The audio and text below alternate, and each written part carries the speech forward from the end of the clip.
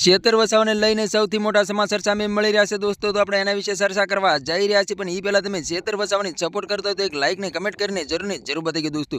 તો દોસ્તો તમને ખબર જ હશે કે જે શેતર વસાવે જે ફોરેસ્ટ અધિકારીમાંથી જે હુમલો કર્યો હતો એના કેસની અંદર શેતર વસાવાને 7 વર્ષની સજા ફટકારવામાં આવી હતી અને સાથે સાથે શકુતલા વસાવાને પણ જેલના હવાલે કરી દેવામાં આવ્યા હતા અને ખેડૂત લોકોને પણ જેલના હવાલે કરી દેવામાં આવ્યા હતા દોસ્તો. તો દોસ્તો તમને ખબર જ હશે કે શકુતલા વસાવાના 22 તારીખના દિવસે જામીનની સુનાવણી હતી દોસ્તો. એને જામીન પણ મળી ગયા છે અને જેલની બહાર પણ આવી ગયા છે અને ખેડૂત લોકોને શકુતલા વસાવા જેલની બહાર આવી ગયા છે, પરંતુ શેતર વસાવા જેલની બહાર આવી રહ્યા નથી દોસ્તો. તો તમને ખબર જ હશે કે 9 ઓગસ્ટના દિવસે શેતર વસાવાની ગુજરાત હાઈકોર્ટની અંદર જામીનની સુનાવણી હતી. 2 થી 2.5 કલાક સુનાવણી ચાલી હતી. તારીખ ઉપર તારીખ આપી દેવામાં આવી છે, પરંતુ શેતર વસાવાના જામીન નામંજૂર કરવામાં આવ્યા હતા દોસ્તો. તો તમને ખબર જ હશે કે આજે 24 ઓગસ્ટ હતી.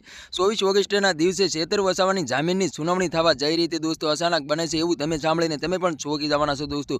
આજે પણ શેતર વસાવાના જામીન નામંજૂર કરી દેવામાં આવ્યા છે દોસ્તો. આદિવાસી સમાજના લોકો આ વાત સાંભળીને એટલા બધા ગુસ્સે થયા છે કે વાત જ ના પૂછો દોસ્તો. આદિવાસી સમાજની મુસ્લિમ સમાજ અત્યારે ખુલ્લેઆમ નારા લગાવી રહ્યા છે કે સેતોબા તમે આગે બઢો, હમ તમારી સાથ હે, જેલ કા તાલા તૂટેગા, શેતર વસાવા છૂટેગા, એવા નારા લાગી રહ્યા છે. અને એક શેતર વસાવાને પૂર્યા તો શું ફેર પડી જવાનો. શેતર વસાવા પાછળ તો હજારો શેતર વસાવા જેલમાં જવા તૈયાર છે અને શેતર વસાવાને ભાજપ તરફથી ઘણી બધી ઓફરો મળતી હતી કે તમે આમ આદમી પાર્ટીમાંથી રાજીનામું આપીને ભાજપમાં જોડાઈ જાઓ, પરંતુ શેતર વસાવા ઝૂક્યા નથી. એટલા માટે શેતર વસાવાને ભાજપ ફસાવીને જેલના હવાલે કરી રહી છે દોસ્તો. હાલ અત્યારે સોશિયલ મીડિયા પર નવી નવી ક્લિપો અને નવા ખુલાસાઓ પણ થઈ રહ્યા છે દોસ્તો. તો તમને ખબર હતી કે જે શેતર વસાવા ડેડિયાપાડાના ધારાસભ્ય છે, આખા ગુજરાતની અંદર ચાલે તો એક જ ચાલે, શેતરભાઈ ચાલે, એવા નારા પણ લાગતા હોય છે અને જનતા માટે હંમેશા માટે અવાજ ઉઠાવતા હોય છે અને જનતાને ન્યાય પણ અપાવતા હોય છે અને ઘણીવાર સરકાર સામે પણ અવાજ ઉઠાવતા હોય છે અને શેતર વસાવાને જેલના હવાલે પણ કરી દેવામાં આવે છે દોસ્તો. તો તમને ખબર હતી કે શેતર વસાવે જે સંજય વસાવામાંથી ખાલી એક ગ્લાસ ફેંક્યો હતો, 3 મહિના લગી શેતર વસાવાને જેલના હવાલે કરી દેવામાં આવ્યા હતા દોસ્તો. તેવી રીતે તે શેતર વસાવાને ફરીવાર જેલના હવાલે કરી દેવામાં આવ્યા છે અને શેતર વસાવાને 7 વર્ષની સજા પણ ફટકારવામાં આવી છે દોસ્તો. તો અત્યારે હાલ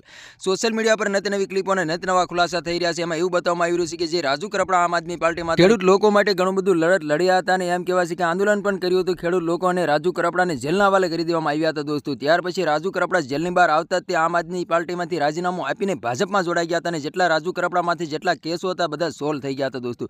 તેવી રીતે તે અત્યારે નવા ખુલાસાઓ થઈ રહ્યા છે કે જો શેતર વસાવા ભાજપમાં જોડાઈ જાય તો રાતોરાત જેલની બહાર આવી જાય અને જેટલા શેતર વસાવામાંથી ગુનાઓ છે બધા સોલ્વ થઈ જાય.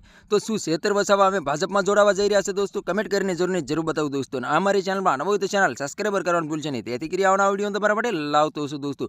તો આજનો video game like share over યાર. બીજા વિડીયો મળે તબ તક કે લે જય હિન્દ જય ભારત. મળે બીજા વિડીયો તબ તક કે લે બાય બાય.